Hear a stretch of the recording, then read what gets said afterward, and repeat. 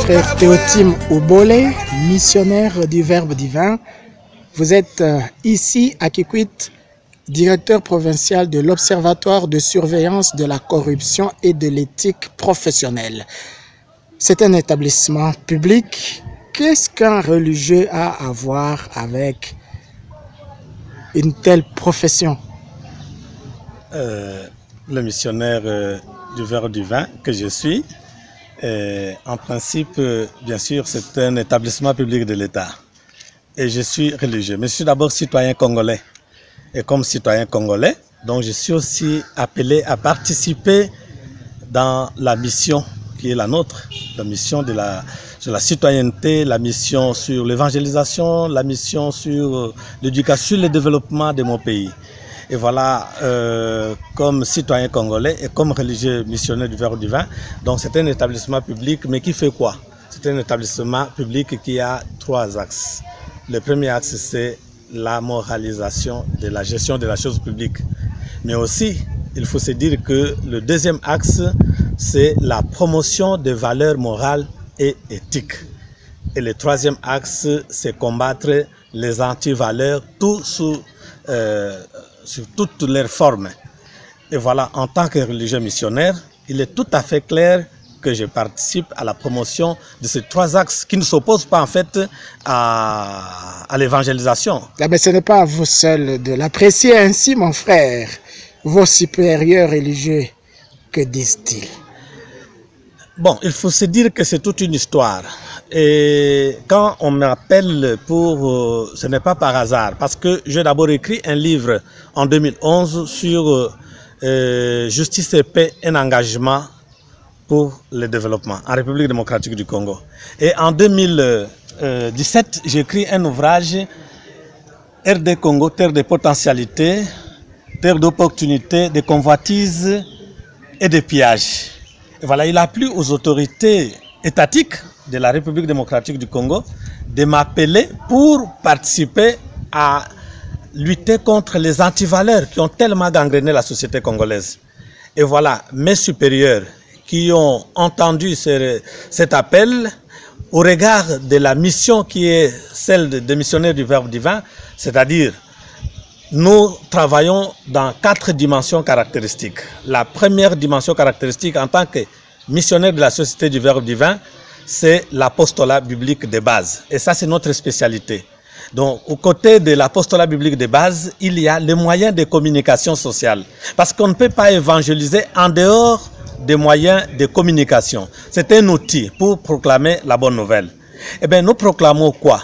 Nous proclamons justement la justice, la paix, la joie, l'évangile. Eh bien, nous proclamons toutes les valeurs requises d'un chrétien. Et bon, voilà, malheureusement, dans une société qui a tellement autant d'antivaleurs, d'où les missionnaires du Verbe ont un 3e pilier que nous appelons la dimension caractéristique, justice, paix et intégrité de la création. Donc, combattre les injustices pour promouvoir la dignité humaine. Et donc, voilà, il y a, à mon humble avis, des liens tellement forts entre la mission de l'OCEP, qui est de lutter contre les antivaleurs. L'OCEP, vous dites, c'est? L'OCEP, c'est un observatoire de surveillance de la corruption et de l'éthique professionnelle, qui est un établissement public en République démocratique du Congo. Donc, en fait, qui lutte contre les antivaleurs. Et donc, les missionnaires du Verbe, dans leur 3e dimension caractéristique, justice et intégrité de la création, ils font quoi? Ils combattent les injustices. Ils cherchent à promouvoir l'intégrité de la création. L'environnement est tellement détruit. Eh bien, il y a tellement des injustices et le Congo, notre pays, a tellement autant de potentialités, mais qui malheureusement, la répartition n'est pas équitable. D'où il y a des injustices. Et ce sont ces injustices qui font que des fois, il y a des conflits qui naissent, il y a des désordres qui naissent et il y a la pauvreté qui reste. Pourquoi? Parce qu'il n'y a que 20% de ceux qui se partagent les gâteaux de la République démocratique du Congo. Et les 80% qui restent dans la misère la plus totale. Donc, devant cette situation d'injustice, en tant que religieux missionnaire, on ne peut pas rester indifférent. Parce que Jésus, au fait, est venu pour qui? Jésus est venu non pour se placer au milieu, mais pour être du côté des faibles.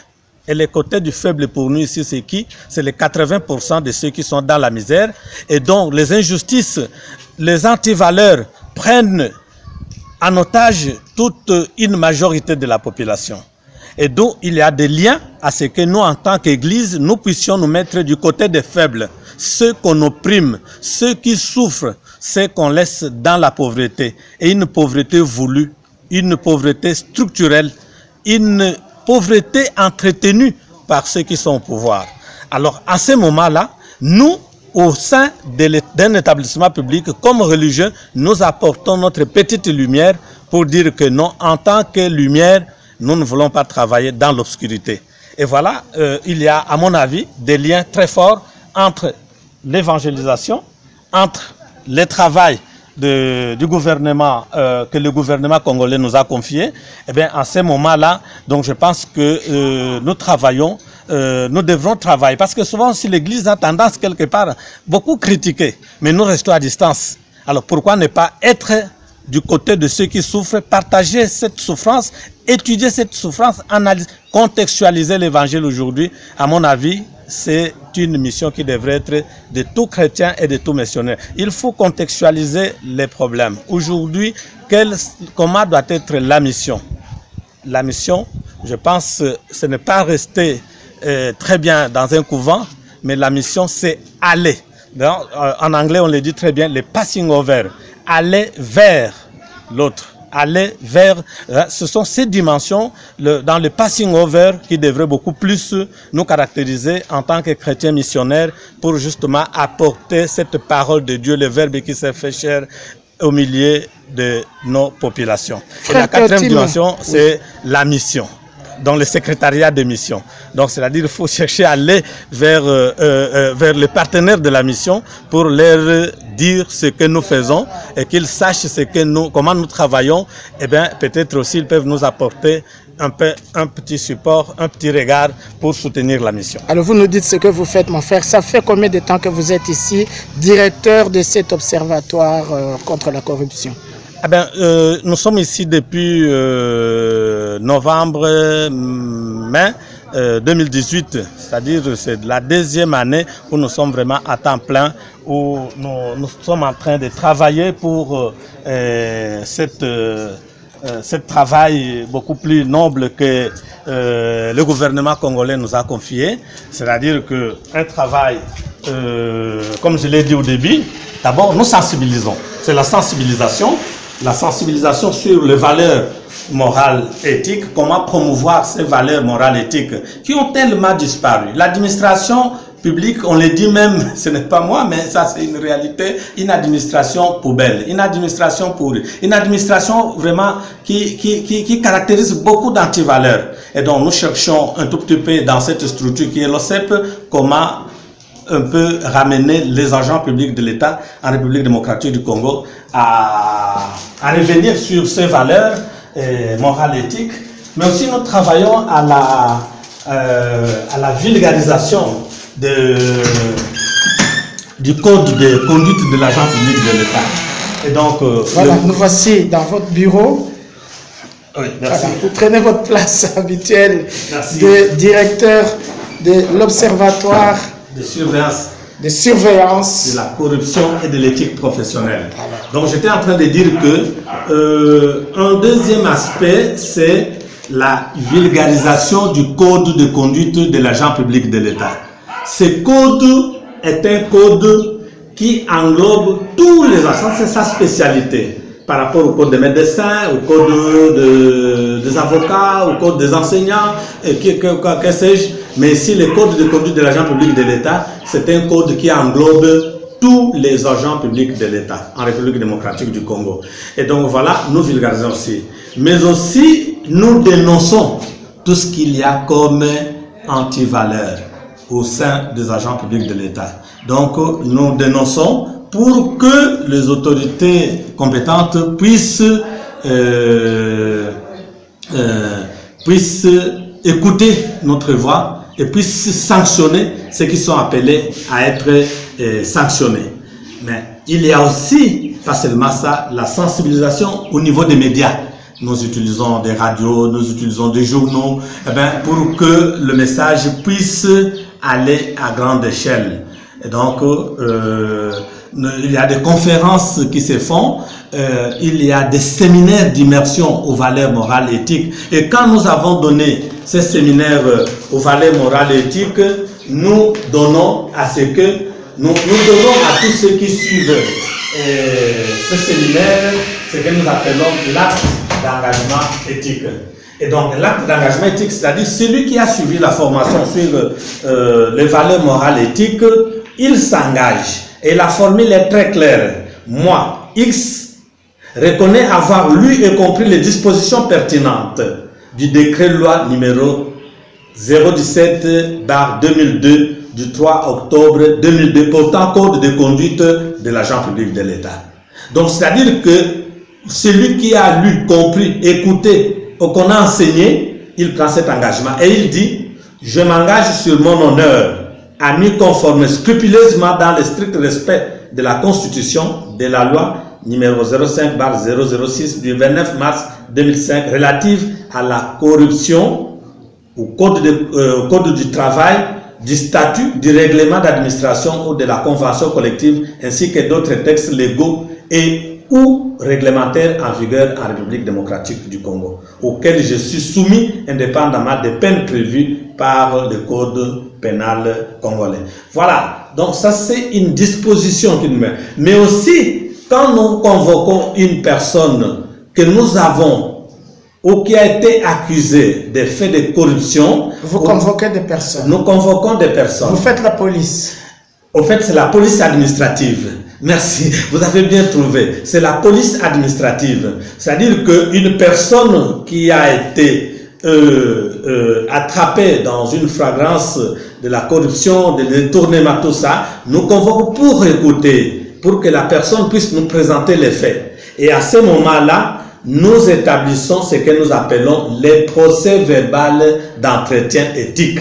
Donc ici chez nous c'est un procès verbal d'entretien éthique. Donc c'est-à-dire que au fait les cadres de l'OCEP, ils sont des OPJ à compétence générale. Donc à ce moment-là, avec cette prérogative, donc ils peuvent écouter un agent de l'État, mais à un certain moment, à une certaine étape, la personne peut être transférée au niveau des cours et tribunaux pour être écoutée par la justice elle-même. Et nous nous limitons au niveau des aspects purement moraux, éthiques et tout ce qu'il y a comme valeur morale qu'un agent de l'État devrait mettre en place pour améliorer la qualité de l'administration publique de l'État. Et au fait, c'est une façon de décourager tous ceux qui sont encore dans toutes ces pratiques qui détruisent les tissus socio-économiques de notre pays. Vous relevez de quel ministère? Oui, nous sommes de la fonction publique. Nous sommes... ce qu'il faut savoir que, Père, l'OCEP est un établissement public de l'État. Et comme établissement public de l'État, l'OCEP jouit d'une personnalité juridique.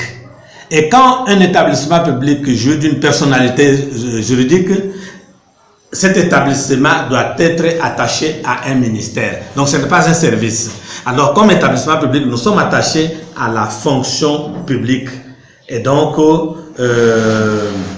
nous sommes ce service de l'État qui est doté d'une personnalité juridique, mais aussi qui sera doté d'un caractère répressif sur terrain afin de renforcer les missions qui sont